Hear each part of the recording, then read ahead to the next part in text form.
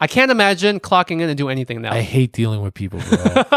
I fucking hate customer service. Sometimes, I don't know how you do what you do, Ben. I don't know.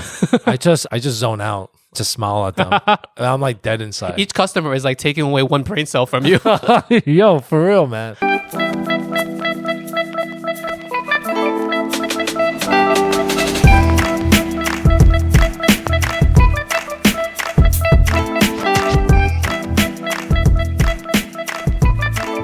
Welcome to the Worst Asian Podcast, where a couple Asian American millennials give you our shitty opinions on all things Asian. My name is Lingjie. Oh, I promised you, Ben, I was going to do a better intro for you today. I don't remember this, but go for it. Shit. Here's my notes. Make sure I got the music ready. There will be a day that is the end. The collapse of time and all that stood within it. A day of nothing. I know what you're doing. A day of no one. Of nowhere.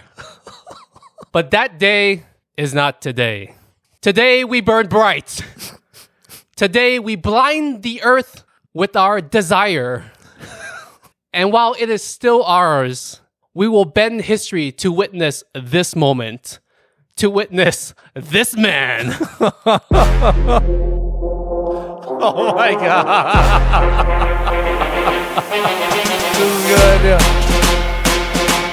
The humble consequence of carbon. The fleeting spray of life turned diamond by the sun. Forever suspended in that instance. Indifferent to the gods. For he does not envy their power. He will not plead for their pardon. He will curse and spit and sneer and shout his name at the heavens. I am your shining arc of humanity. Yield before my dominion. Ladies and gentlemen, the Worst Asian Podcast gives you our very own son of Flushing, Queens, New York, Ben! Oh my God. Oh shit. Can we do that every episode? Shout out to the Nathan's hot dog eating contest, the announcer himself. Yo, yes. I stole this entire thing word for word from him. Dude, great fucking job. That was fucking epic. Holy shit. That actually pumped me the fuck up.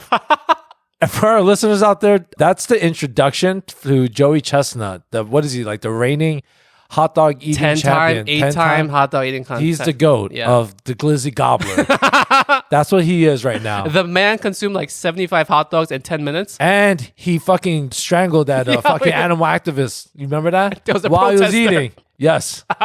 He's like, don't fucking take my crown. I guess for any international listeners out there, we recently had Independence Day here in America, 4th of July. Yeah. And as our founding fathers would have wanted, yes, we celebrate every Independence Day by having a hot dog eating contest. You know, Thomas Jefferson was like, this is what I want.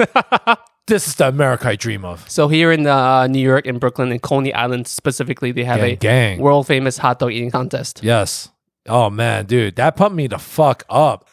Can we use that fucking song too, yo? Holy shit. Yo, that was spot on. How long did it take you to practice that? I just wrote down the words and you just one-shotted that, bro? I just said it. Holy crap, man. But I had to stop myself from laughing during the whole thing. That was good, man. Holy crap. Yo, our listeners are going to be like, I'm on the wrong podcast. This can't be the right fucking one at all. You know, long-time listeners will have fun with that, but just imagine someone's listening to it for the first time. Woo. Bro, I don't even need my coffee for that. Yo, that was the shit, man. Okay. It'd be funny if I didn't press record. Oh, that would have been fucking tragic. That was great, man. Thank you. Thank you. You are welcome. Damn, bro. Yo, put me in the contest next year. Guys, Worst Asian Podcast. We're going to enter ourselves into the hot dog eating contest. People will be surprised. I eat more than you. Oh, yes. I can eat more than you. Yes, surprisingly. Yeah, my eyes just got big. Yes, I've seen it in person. I've got like a second stomach here. Lingjie is like a fucking Komodo dragon. Just like he can eat like a whole fucking reindeer. If you just give him enough time and napkins, he will finish that. What's the vegan option substitute for reindeer? Like 30-pound block of tofu. Just fucking sitting there, just jiggling and shit. In order to tie into our independence, we thought we'd talk about something that is very important for a lot of immigrants that come to this country. Yes. Immigrants of all colors, not just Asian. Nope. The American dream and why people choose to migrate to our country. God bless America. Because we're historians, Fuck yeah. I have all the notes from Google. Fuck yeah, Google. Thank you. How much do you know about immigration to America? Are we talking about modern day immigration or the good old days? We're talking about the Mayflower? Oh yeah. I don't know about Can we go that far back? Oh, can't wait.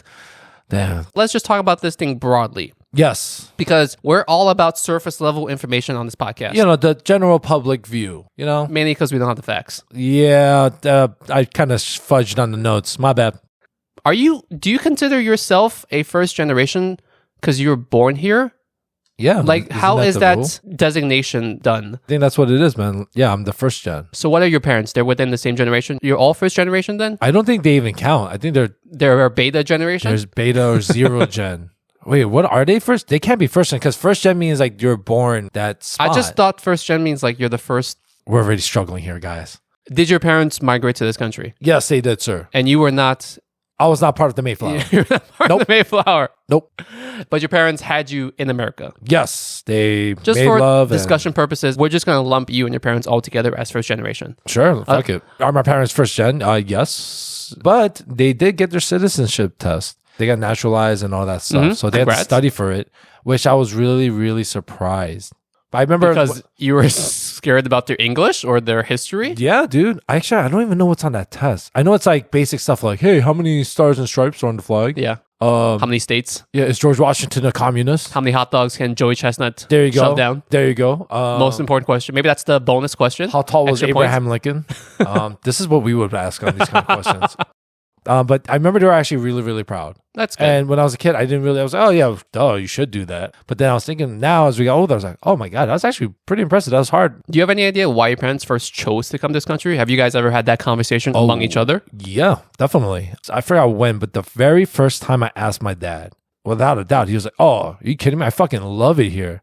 He loves it here in America. He loves it here. I was like, really? I was like, you don't miss Korea, dude? Which decade did they migrate here to America? I'm just trying to get a context of where things were out in Korea. It was around the 80s, I want to say. 80s. This was around the 80s. You know what? You're giving me the decade. I still have zero context. What was Korea like in the 80s? Korea, I think back then was like, it was pretty shitty, man. This is pre-Samsung. Pre-Samsung, it was like right after, the whole like war and shit, remember? Oh. So, during like that whole 100 year, there was just a lot of wars and battles going on. So that could have been part of it. But my dad was born from Seoul. So if you're born in Seoul, you're considered like a city boy. Really? Seoul is the capital of Korea, South Korea. Yes. Okay. It's not like he hates Korea. He just says like, yo, it's just so much better here. This is where it all happened, bro. Like this is where it all started. First thing I came here, got a Whopper and a Coca-Cola.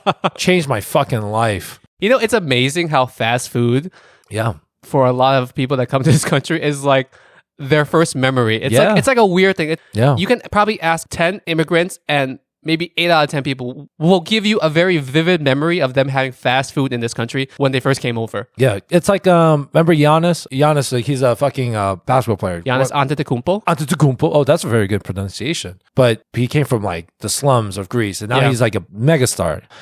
He just discovered about dunking Oreos in milk at a post game. After he like fucking dropped like 40 points and like a triple double. Yeah. He's like, you guys know about Oreos? Did you know if you take the Oreo and dunk it in milk, game changer? Yo, is cute the right word? That's kind of cute, right? Yeah, that's what I'm saying. It's wholesome. It's wholesome. There you go. Yeah, and Giannis is like probably the biggest name One of the immigrant. Oh, immigrant. Oh, true. You know what I'm saying? Because a lot of the other superstars in basketball are American-born. Exactly. And when he comes here, he's just like, he's so amazed about everything. He's just amazed by all the small things that we take for granted, that most Americans take for granted. Exactly. And I think that's the same sentiment my father has. He was like, yeah, man, I owned a Pontiac. I had a Cadillac. Damn. I see what he's talking about. Like he got to live that cool, American dream in a way. Yeah. Your mom and dad came together, right? My dad came to America first with my grandma, and then eventually he's like, oh shit, I need a wife. Went back to Korea, got my mom. Korean women here were slim pickings at the time? Dang, at the time, yeah. There was no H Mart. No, there was definitely no H Mart, man.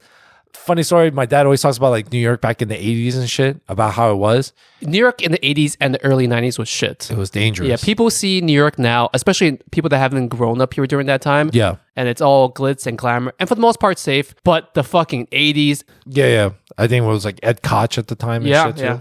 So I remember one time I took the train with my parents.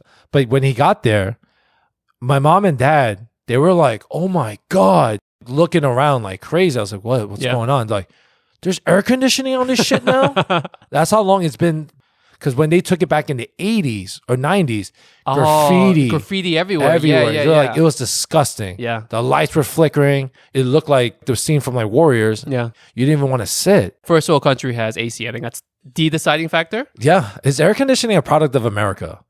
Did we create air conditioning? I'm serious. Like that ass. I don't know. America. I'm going to Google this right now. America literally started everything. Fast food, rock and roll, I guess. There are smartphones. Almost everything came from here. The fucking card. All right. Let's hear it. Aircon. Shout out to New York once again. Oh. According to Mr. Google Sensei, the first modern air conditioner was invented in 1902 by Willis Haviland Cavalier, a skilled engineer who began experimenting with the laws of humidity control to solve an application problem at the printing plant in Brooklyn, New York. What the hell? Everything comes out of New York. 1902? 1902. Well, I think that was the idea, but I don't think we had AC in 1902. Yeah. Obviously. Damn, that's great. He was trying to fix his printers and shit. That's the funny part. He's like, yo, our printers need air conditioning. Even back then, the printing companies were scamming you with that cartridge that was half empty. Yeah. So can I ask you, like, what's your immigrant story? You always ask these like counter questions in like a very weird fashion. I don't know. Thank you. I don't know what exactly you're trying to pull off here. I don't know. It's just my way of doing it. I think I can definitely classify myself and my entire family as first generation immigrants here. First gen. I was not born here.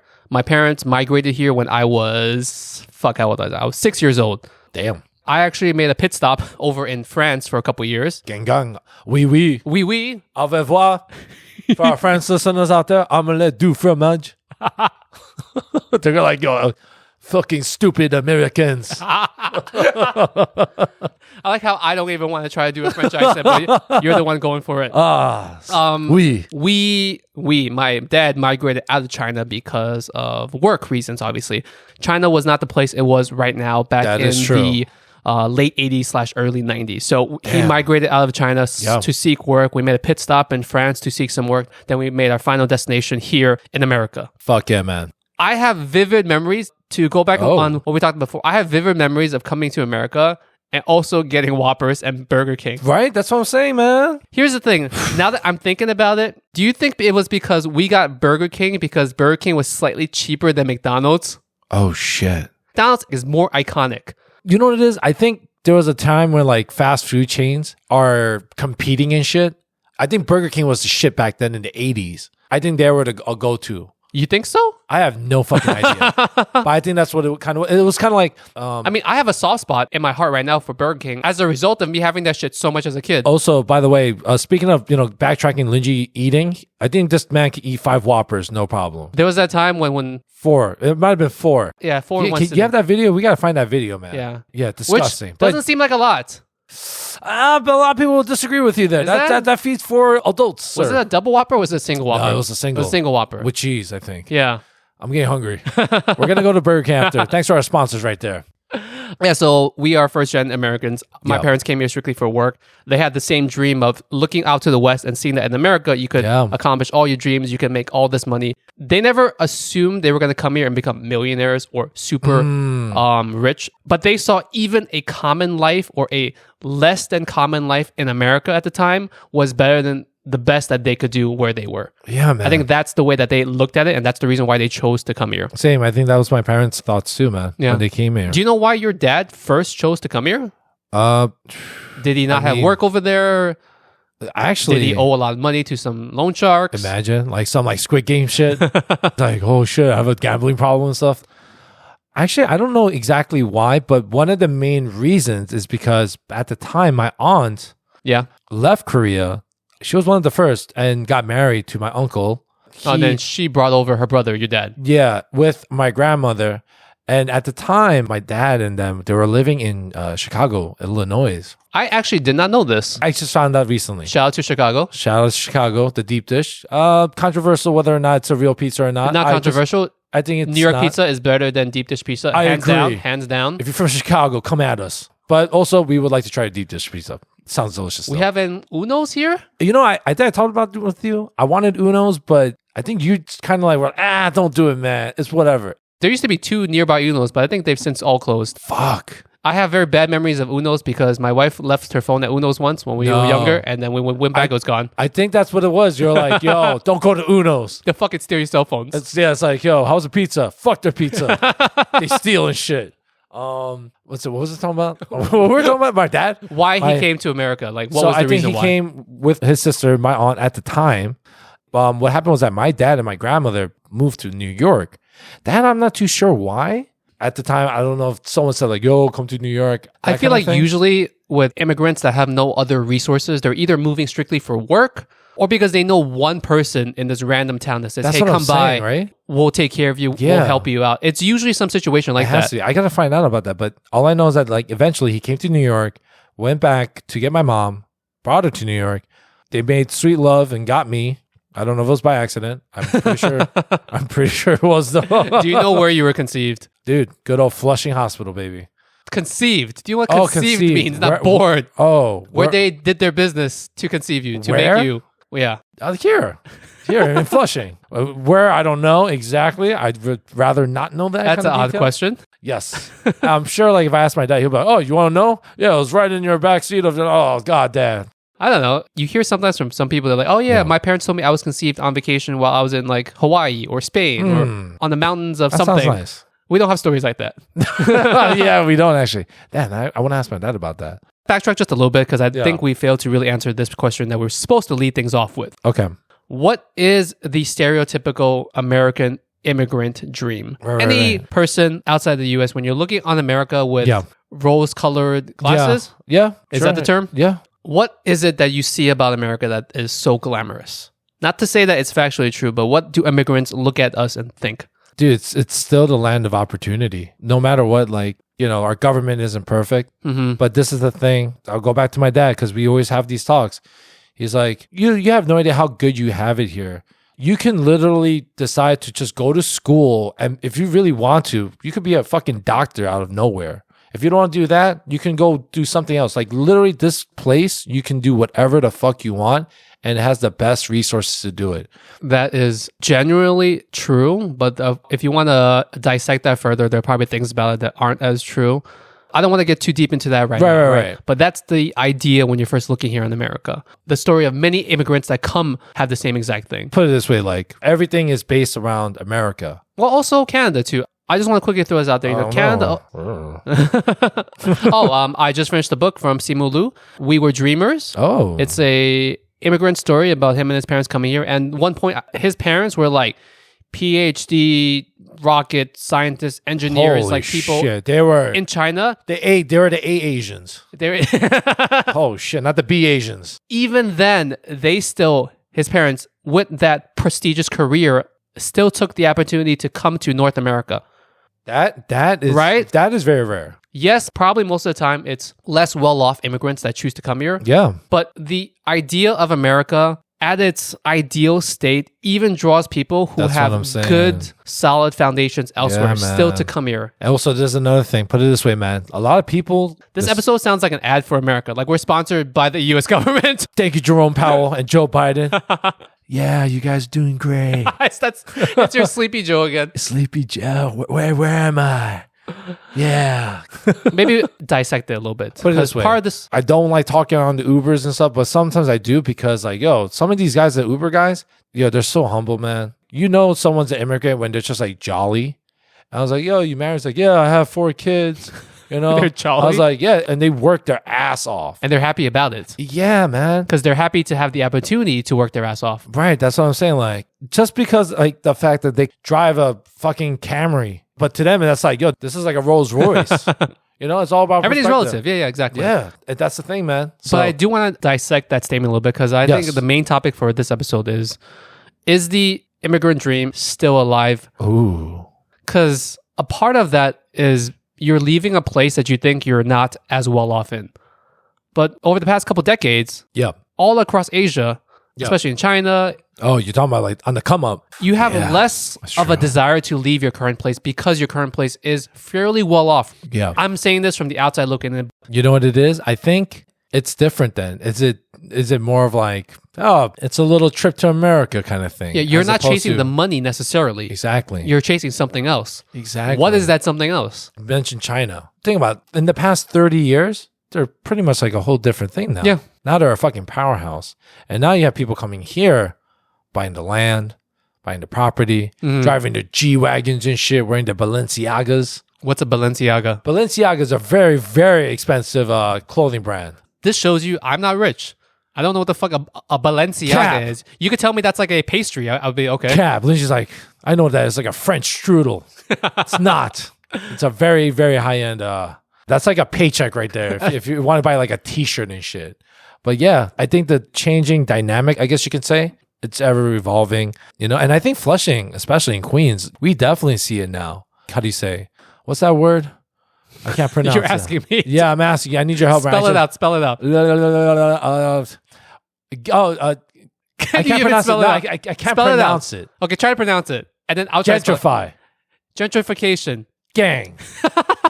There you go. It's happening, but from like overseas. Okay, true. So part of the American dream kind of disintegrating, being Yes. not as luxurious, is that people have money overseas now. Yeah. And a lot of people that come now to America are not coming here to make money, but are coming here to spend money. Right. It's kind of there's this little clip where they interview people like way older, right? Uh-huh. And they're talking about property, right? Oh, hey, can I just ask you like when and how much did you purchase your home for? And it was like, oh, I purchased it in like 1984 for $110,000. Oh, what's the value now? Like 3.5 million. It's like, any tips for the newer generation how to do it? Yeah, don't buy Starbucks. I'm like, in my mind, I'm like, Yo, I fucking hate that. That is the That's like classic the- line. Don't buy buy Starbucks, Starbucks. right? Okay. As a member of the millennial generation, Yeah. and I will even speak on behalf of Gen Zers, yeah, it's fucking harder to buy anything. Yo. Number one, education is getting more expensive. Yes. And higher education is constantly more and more required just to like work anywhere. oh yeah. So kids are trapped in this vicious cycle where they're having to spend an increasing amount of money on education to get a decreasingly shitty job. The pay is so shit. Yes. It makes zero sense. And Yeah. at the same time, do whatever you want, math and stats you want to do. Take out inflation. Yeah. If you balance things out with inflation, it's Yeah. still not affordable. Having a regular job in whenever the times of these Back people then. buying their thing is not Exactly. the same as a person now doing everything correctly within their power. They still can't fucking afford shit. Yeah. Leading into it now, the whole idea of the American dream. People still fucking rock with America, and they still come. We're not arguing for either side of it, really. No. We're not trying to say That's this, what- this is the most glamorous place in the world. Clearly, right now, especially Yeah. in this fucking country, with all the gun violence happening, with all the Asian hate, with all, Shit, man. we have our issues. Yeah. They're grand. They need to be solved. They're not going to Yo. be solved immediately.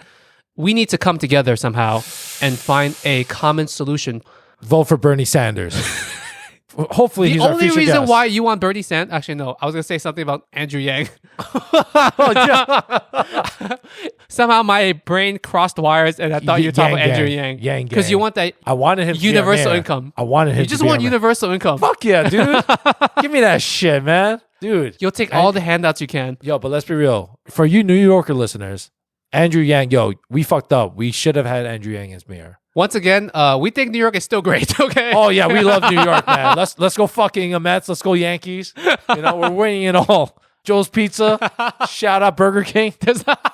The fucking king of the flame broiled Whopper. New York staple, Burger King. Burger King, baby.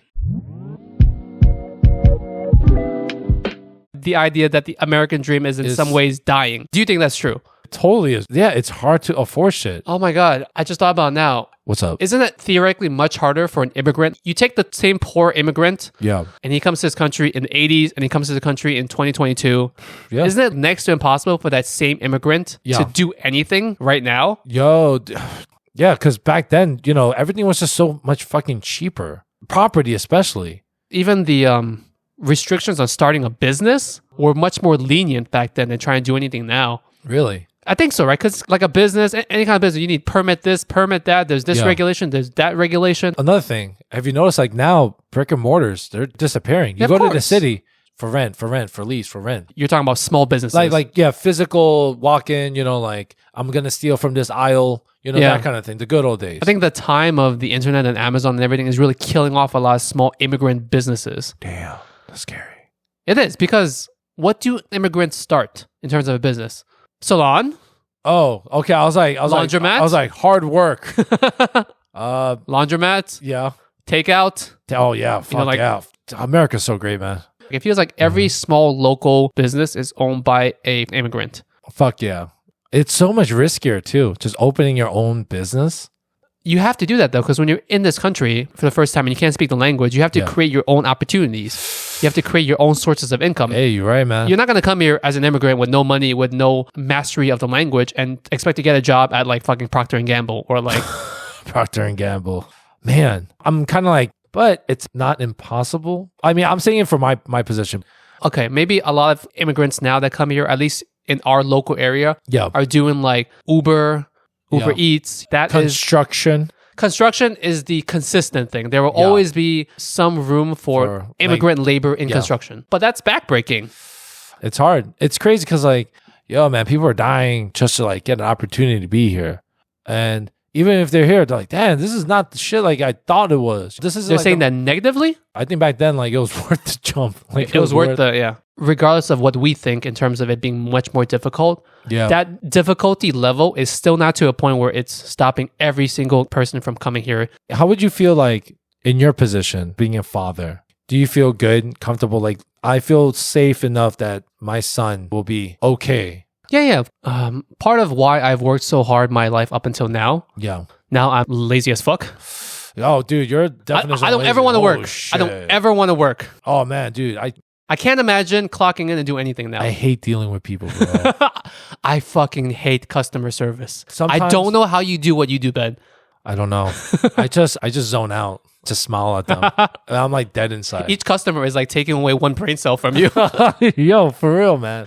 It's stressful. So like in terms of it being secure for my son, yes, I think I've done enough and I'll continue to do enough to provide him a safety bed to fall back on, and I'll give him like the that. best opportunities that he can to achieve what he can for himself. Yeah. Now, in my father's position, clearly when he came over from China, he did not have anything at all. So his choice to migrate to a different country, to America, was also solely for my sake and for my mother's sake, to give us a chance so that we could have an opportunity to then grow up and do something better for ourselves. Yeah. By many metrics, he has achieved that. Oh yeah. Because I am his fucking son at a point where I don't have a fucking job because of choice. That is true. Not because of qualification. I can't imagine my dad being my age and choosing not to work. Does he technically know that? He's Does he know I'm not working? Yes, he knows I'm not like, working. does he squint at you and like, you all right? Or some shit? Like, is it mind blowing to him? To my parents' credit, they're Yeah. very supportive of my choices in life and they trust me.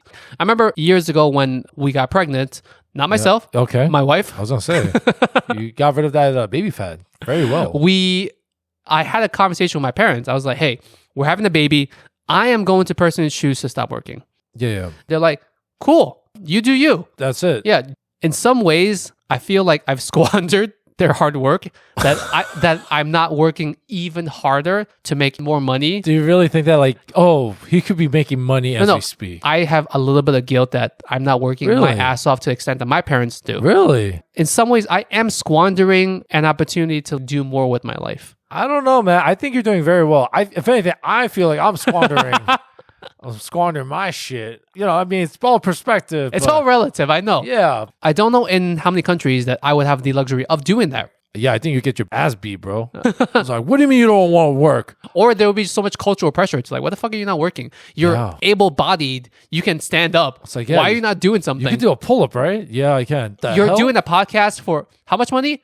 No money? So wait, how much are you losing every month? Oh, shit. It's You're been doing rad. this for your entertainment? Yeah. How does that, can you eat entertainment? Can I put it on a plate? How do you pay in enjoyment when you go to the supermarket? Yo. But there is still this allure of America And this is very biased of us. Yeah, people overseas could be like, bro, fuck America. You guys suck dick, like for all we know. Yeah, we have our issues. Yeah. But I think there is this appeal of America that will always resonate with foreigners. Some people like Simu Liu's parents technically didn't have to leave. Technically, no. For most part, people still want to come here, especially even like in terms of like education. And they're coming for the Whoppers. And the Whoppers right after. It's like, hey, you want to go study? Oh, fuck. In the same book by Simu Liu, he has a story of his parents in China at the time. They had just opened up either a KFC or a McDonald's over there in China for the first time. Shit. It was like the most glamorous Western thing ever. Yeah. It's like us going out to like a 5-star steak restaurant and shit. Once they were done eating it, I think his dad said something like, that was just okay. I spent like a month's paycheck, but that was okay. Oh shit! You know how I felt like that when I was younger? Remember Sizzler? Oh man, is there any Sizzlers left? Not here in the East. I felt like a Rockefeller. The steak is when you went to Sizzler, and they just bring on that wood plate and the metal shit. Okay, Sizzlers is an American steak chain. Steak chain. It's like a C-tier steak chain. Woo! Outback Steakhouse. Oh man, down under at Outback. They still use that racist ass voice. I think. Do they? They go like wow, Outback. Do they have Outbacks in Australia? Hell no. Actually, I don't know. Okay, shout out to That's like saying like, yo, are there Olive Gardens in Italy? I want to say probably not. Are there Panda Expresses in China? Shit? Yo, some rich dude is like, yeah, fuck it, just build it. If you build it, they will come. Australians want to see what the American interpretation of an Australian restaurant is. Yeah. It's like, what the fuck is a blooming onion? Yeah, it's like, what the fuck? It's the most American thing ever. You take a nice, healthy vegetable and you deep fry that shit. Yo, and that sauce? And then you dip in the sauce. I think that shit has like 2,000 calories. I'm actually surprised it doesn't have more. Oh, you know another great thing about America? Cheesecake Factory. America's... Cheesecake Factory. Why is the Cheesecake Factory great? Oh, God, man. It's so decadent. They have all those flavors. And then each slice, I believe, is 2,000 calories. Actually. Oh, fuck. I believe I believe. Dave and Buster's. Oh, my fucking God. People that know me know I love arcades, but Dave and Buster's is the adult arcade, and it was just great wasting money throwing balls into a hoop. Oh, man, yeah. Best part, they have a fucking bar. They do have a bar. So you could just get fucking sloshed. You know, it's great because Dave and Buster's is open to the general public, but like past 9 p.m., they kick out all the kids. Oh, yeah. Curfew, get the fuck out. Which is great. I don't want to play with a little kid. I don't want to. I don't want to crush him. Yeah, I mean, I'll just elbow them in the face on the side. If we're playing basketball, that's what I do. But yeah, man, Dave and Buster's. What else is great about America? The barbecues are fucking fantastic. Oh my God. Yo, just a cheeseburger alone. Think about it. Is cheeseburger an American thing? It is. We Americans don't have a lot of good cuisine. But when you think of American cuisine, you think of cheeseburgers, pizza, fried chicken. It's just carnival food. Oh, damn. Funnel cake. No, actually, you know what? I don't fuck with funnel cake. Really? Is it too messy? It's too messy. It's too sweet. It's too rich. I can't pronounce Beignets? Bagnets? It's not bagnets. That's literally, you should put B in front of a magnet, bro. That's what you did.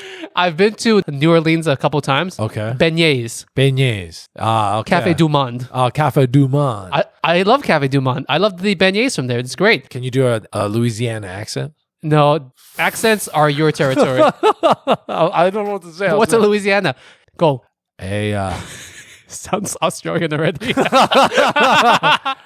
Now what I got here? No, that's not Southern. That's Southern. KFC's. Sorry, I say, boy, you like that Cajun crawfish? I can't do it. I don't know what that is. It's like slow. I think what I like about America comes down to a lot of shit in New York. Maybe we're just New York centric. How about that? Like, how much of a factor is it that the American dream as a New Yorker?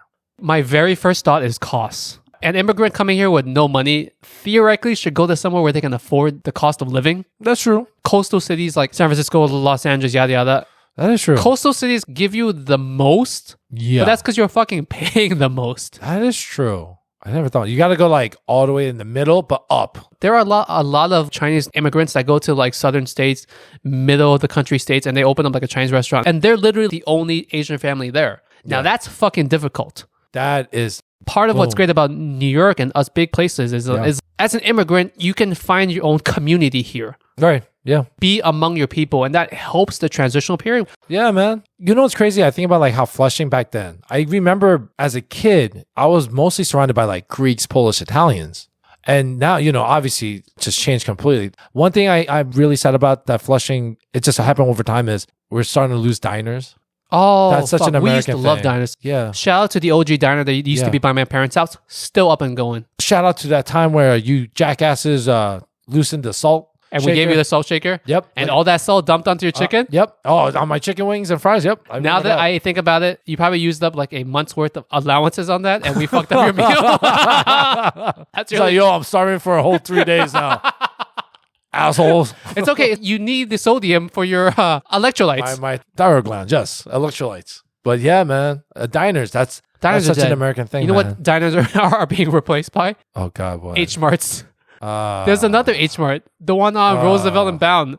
Oh, you told me about that. Yeah, the sign is up now. Shit. This is how you know we live in a very Asian centric thing. We fucking have our 5th H Mart opening within a 2-mile radius. I was going to say, yeah.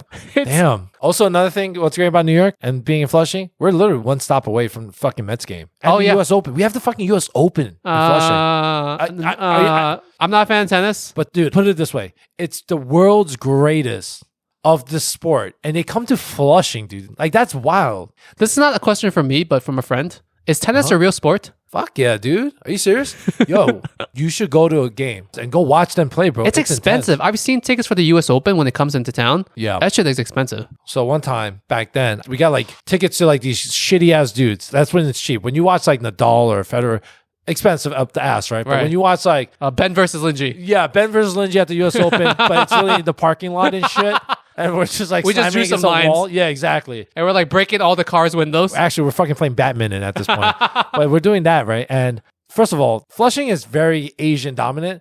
You go to the US Open, it's like tall, beautiful, blonde European people. Oh, it is, and yeah. polos, and everyone is drinking. You know where those Evian. people come from, right? Manhattan. I don't know, man. They take the fucking 7 train into Queens and they Yeah, come for that. That's true. You know, they got Evian everywhere. They do have You know, Evian. you know, like they're rich when they put their sweater and they wrap it on top of their shoulders. Yeah. Everyone's so tall and beautiful here. And like people probably think I just work there. They're like, oh, excuse me, son. Where's the restroom? It's like, I'm a paying guest. I'm here to watch the game. Maybe we shouldn't talk too much about Flushing, Queens. We'll Oh. have more people coming here raising our prices of housing. You haven't bought a house here yet. I already know. I'm not buying a fucking. I'm buying an apartment, bro. This is all going to be relative. A studio apartment here in Flushing, a newly constructed studio apartment that's like maybe 400 square feet. Yeah. How many square meters is that? Square what? Metus? Okay, that's like 2 square meters. I was gonna say like 6. But yeah. And this is a tiny ass thing, right? Yep. 600 to 700 $1,000. Holy shit. Yo, what if I just buy a house in Texas? You can buy 2 houses in Texas for that price. You can buy 2 like whole houses. Yo, what if I move to Texas? Joe Rogan and shit. His with assistant? guns. Yeah.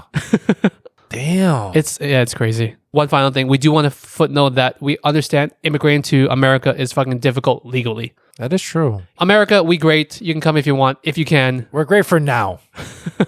Until China takes over.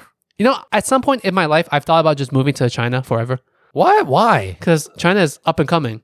Yo, what if China's even more expensive? Like, you're like, holy shit, this is more work than fucking There New are York. certain parts of China where there are literal city fulls of newly constructed apartment buildings and no one lives in them. For cheap? This part I don't know about, but they're fucking. That's a pretty big thing you should know about. They're like ghost cities. They have to be cheap. Why do you got all the way China? You gotta speak Chinese, bro. Oh fuck! You like, I like how I didn't think about that. yo, dude, that's been the first thing. Like, yo, Lingjie, I know your Chinese is getting better, but It's fine. I fucking got this. Burger King every night. Burger King every night. Getting on to our favorite segment of the whole podcast, Ben's favorite, Lingjie's favorite, the audience's favorite, everyone's fucking favorite segment of the whole podcast, ranting and raving. I want to rave because over the past couple months or so, we've seen on Instagram, on social media, there has been this whole campaign to find a stem cell bone man.